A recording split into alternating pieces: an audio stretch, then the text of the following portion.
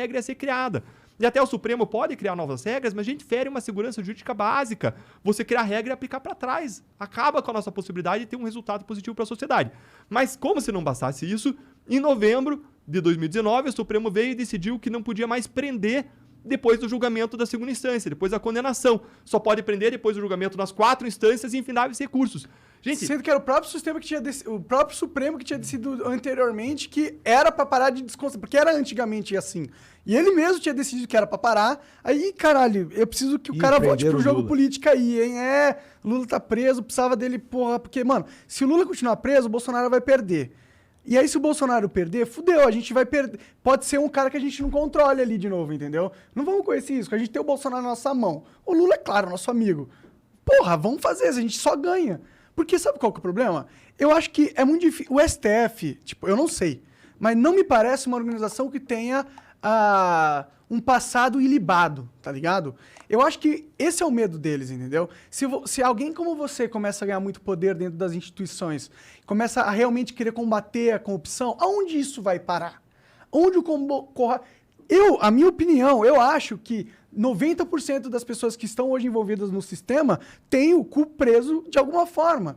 E aí, como que você, controlando o sistema, vai deixar que um câncer, que é o combate contra a corrupção, aumente e mate o teu sistema maravilhoso de mamata infinita? Tem uma interpretação muito boa de um juiz lá do Paraná. Mano, sem dó, né? Sem dó. Fuder, Deus. Não, isso é minha opinião. Isso sou eu que penso. Eu penso isso. Bom, obrigado, Monarca. Então, se você olhar para essas regras, um juiz do Paraná ele divulgou um artigo falando o seguinte: o Supremo Tribunal Federal, desde a Constituição de 88 até 2009, permitiu a prisão em segunda instância. E quando que ele mudou e proibiu? Exatamente quando tinha o processo do mensalão, vários casos estavam sendo desmembrados para a primeira instância e várias pessoas poderosas poderiam ser presas. E aí ele proibiu a prisão em segunda instância. E aí deixou sem poder a prisão em segunda instância. Aliás, ele fez num caso, adivinha o que aconteceu? No exato caso em que o Supremo proibiu a prisão em segunda instância. Era um caso de um fazendeiro que tinha atirado numa pessoa, era uma tentativa de homicídio, ou um homicídio, mas acho que era uma tentativa. Um fazendeiro atirou em alguém que ele entendeu lá que cantou a mulher dele numa festa lá. E esse crime já tinha acontecido há mais de década. E o que aconteceu com esse caso? Ele prescreveu no STJ, na terceira das 4 instâncias. Ou seja, demorou tanto tempo que não teve punição nenhuma. Então, no próprio caso em que o Supremo definiu isso, é um caso que não teve resultado porque o Supremo definiu isso. E aí, em 2016, o Supremo volta a autorizar a prisão em segunda instância quando? Quando a Lava Jato estava atingindo mais partido de esquerda. O cara estava lá com o PT no centro do esquema, junto com o PMDB, junto com o PP, mas o PT era o principal atingido até aquele momento. Depois a Lava Jato se expandiu, se estendeu para vários outros partidos, e aí segue esse juiz federal na análise dele, dizendo que em 2019, quando o Supremo proíbe de novo, é o momento que a Lava Jato se expandiu para vários poderosos de vários partidos. E por que muda o Supremo de posição? Porque um ministro muda de lado. Um ministro, Gilmar Mendes, muda o voto dele e vira 6-5 para o outro lado.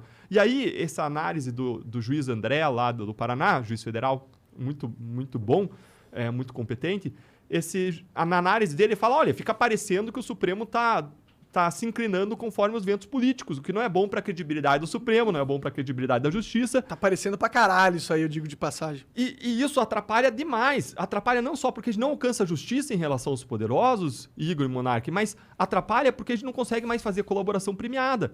Porque o cara, para ele fazer a colaboração premiada é uma negociação. Você não vai comprar uma casa por 100 mil reais se você tiver uma casa do lado que vale 50, certo?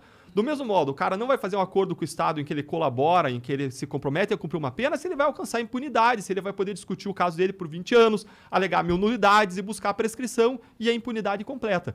Então, essa decisão acabou esvaziando a possibilidade da Lava Jato continuar se expandindo, continuar alcançando outros crimes, novos atores. E ainda por cima, o Congresso Nacional, ainda em 2019, faz uma mudança da lei que mina mais ainda a possibilidade de fazer colaborações premiadas e que diminui a possibilidade de você prender e praticamente impede as prisões da Lava Jato. Porque diz o seguinte, a lei que o Congresso passa, no projeto anticrime que o então ministro da Justiça, Sérgio Moro, enviou para o Congresso, tinha uma série de regras contra a corrupção. Essas regras foram esvaziadas no Congresso e eles enxertaram uma regra que proibia prisões preventivas por fatos que não fossem atuais. Ora, os fatos da Lava Jato eram até 2014, 2015, 2016, aí você não podia mais prender, entendeu? Então, você foi sofrendo... O combate à corrupção foi sofrendo uma medida, um revés atrás do Sistêmico. outro. A ponto da OCDE, a Organização para a Cooperação e Desenvolvimento Econômico, montar uma comissão para supervisionar o Brasil nesse ponto. E o Brasil quer entrar na OCDE. E algo que nunca aconteceu em relação a isso, aconteceu em relação ao Brasil, de tantos retrocessos que a gente estava vivendo. E os retrocessos continuaram. Eu falei de alguns aqui. Então, a gente tem visto o nosso trabalho contra a corrupção ser desmontado. E eu posso, de novo, ficar de braços cruzados, olhando isso, reclamando na minha zona de conforto, ou eu posso, como a gente sempre fez, buscar encarar essa realidade, buscar novas alternativas, fazer mais, fazer melhor, fazer diferente e tentar mudar essa realidade, saindo da minha zona de conforto e encarando um debate político, indo para a arena política, que é onde tudo está acontecendo.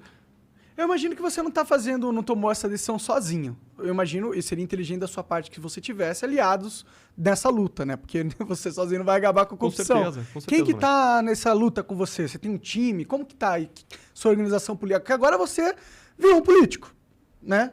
Eu sei que esse nome é ruim. Ainda não, né?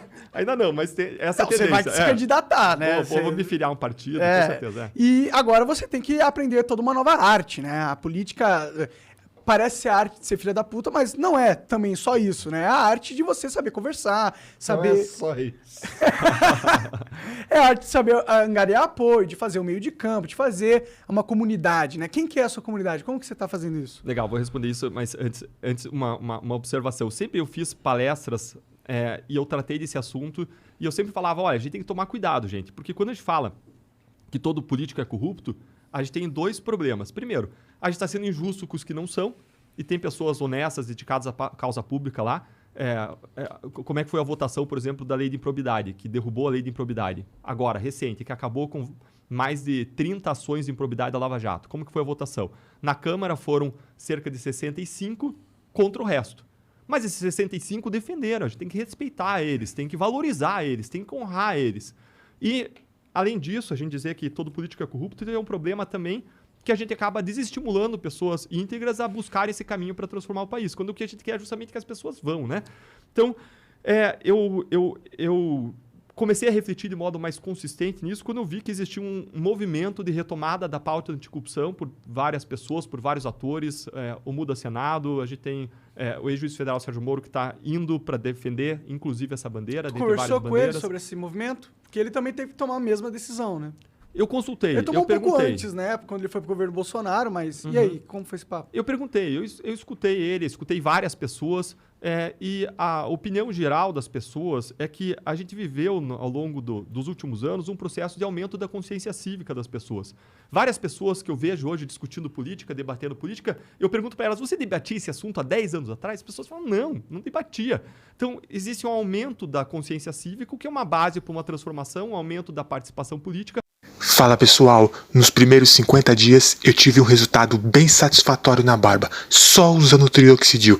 Então se você tem problema com a barba falhada ou com a queda de cabelo, clique no primeiro link da descrição.